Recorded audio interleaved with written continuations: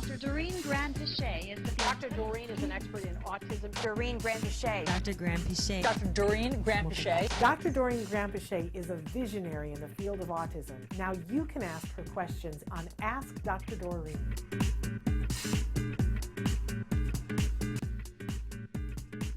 Now, we've had a lot of questions come in lately, and they're in two different categories. One where there are parents who they really don't like the label of autism. They feel like maybe their child is just behind on some skills, and they really don't, they're loath to take them to a specialist and get the diagnosis because they feel that if they get that diagnosis, it's for life and that there's no moving past it.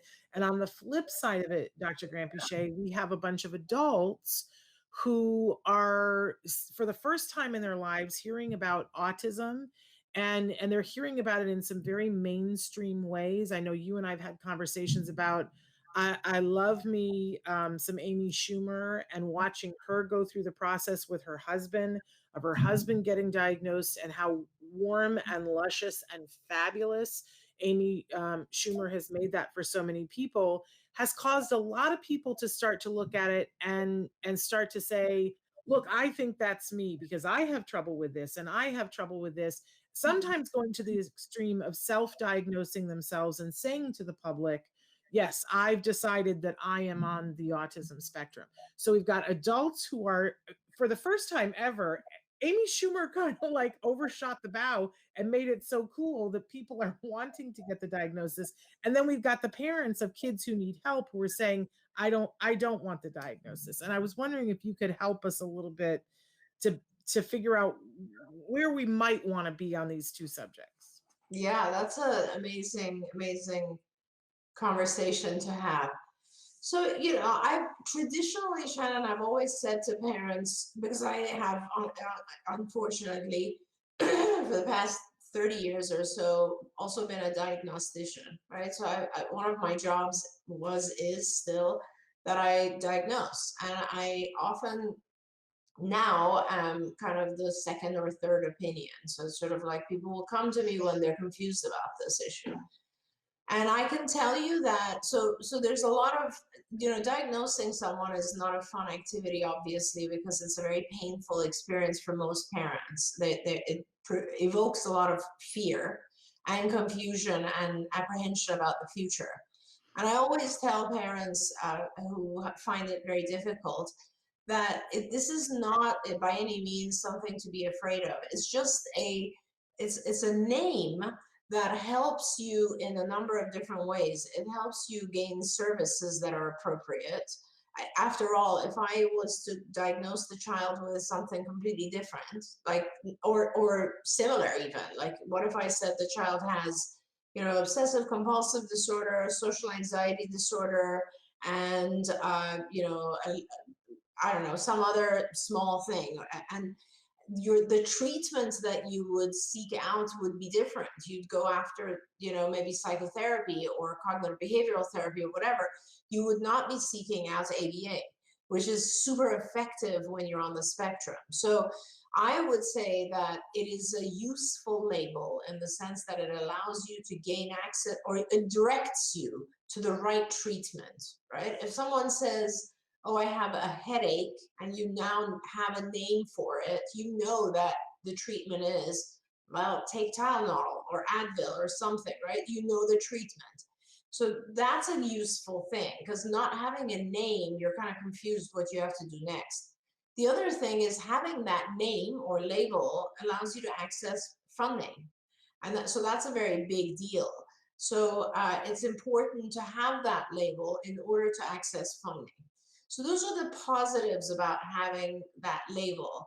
When you have the label, in order to prevent the fear or reduce the fear of the future, what I suggest is now you've used the label, you've gotten your funding, and you're supposed to get ABA. Now put it aside. Don't even fuss on it, or remember. Don't let it overwhelm your life. Let's just look at symptoms. Okay, let's look at what are the issues. And as I presented before, a lot of times, all you want to do is you want to look at your child and establish through assessments What are the strengths and what are the areas of weakness? And when I say weakness, they're not even weakness, it's areas that are different than the norm. Because truthfully, you want to help your child reach the norm as much as possible so that they can fit into society, benefit from society in the same way as others do, right?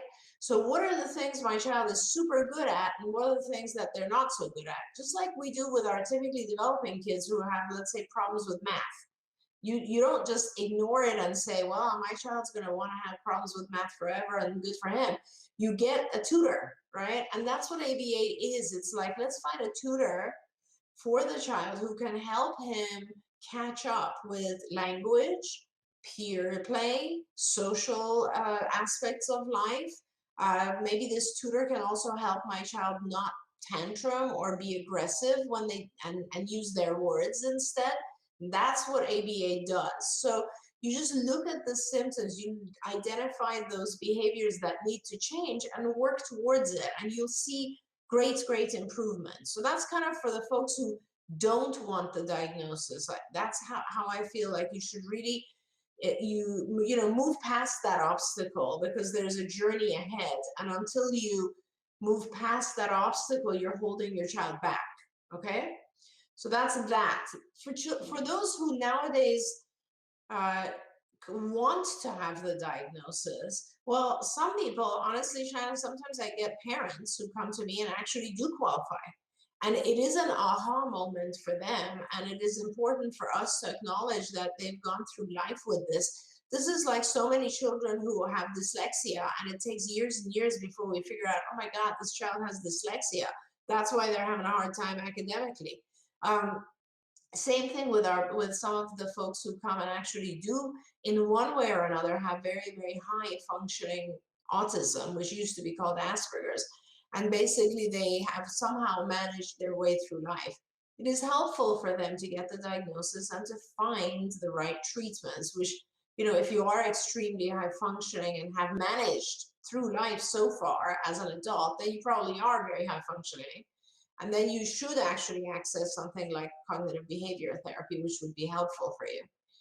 But then there's a smaller group, I guess, or I don't know, but we're getting more and more of this, of individuals who actually think it's cool to have, it's trendy to have ASD, and or they would like to have accommodations made for them based on this.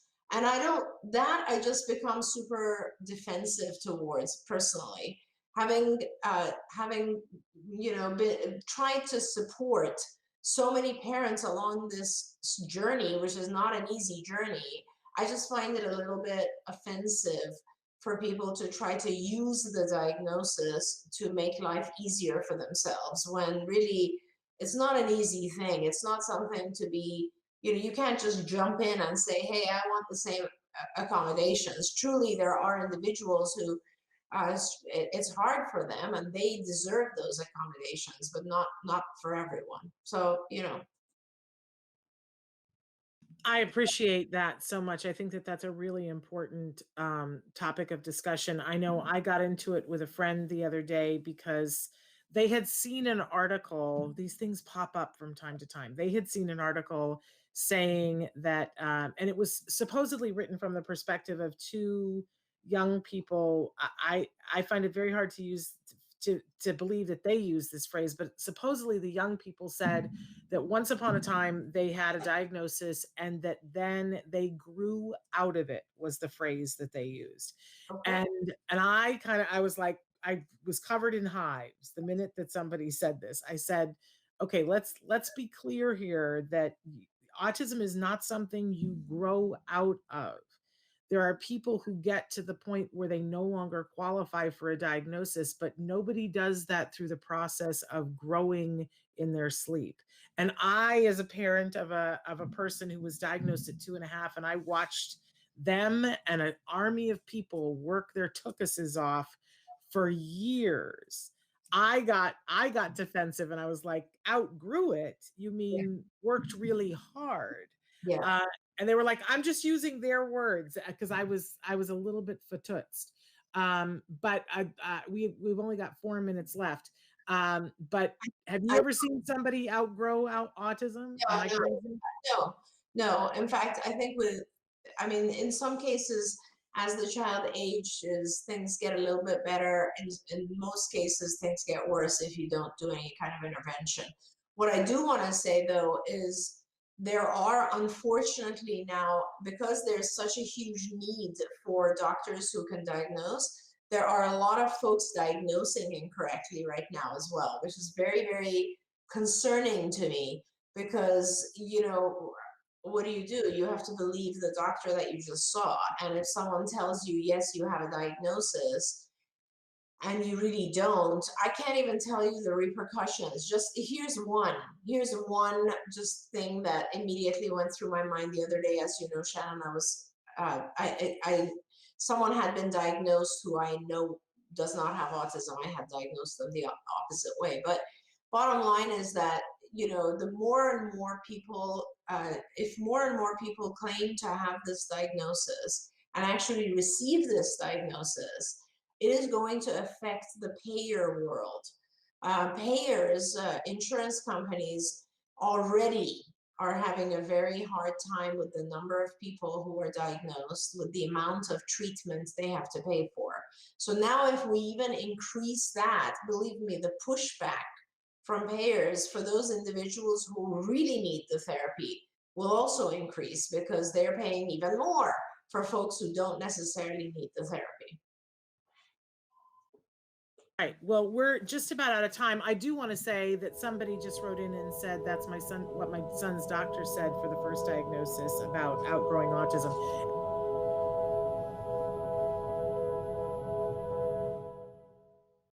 Hey, thanks for watching Autism Live. To subscribe, click here. And if you'd like to check out some more of our videos, click here.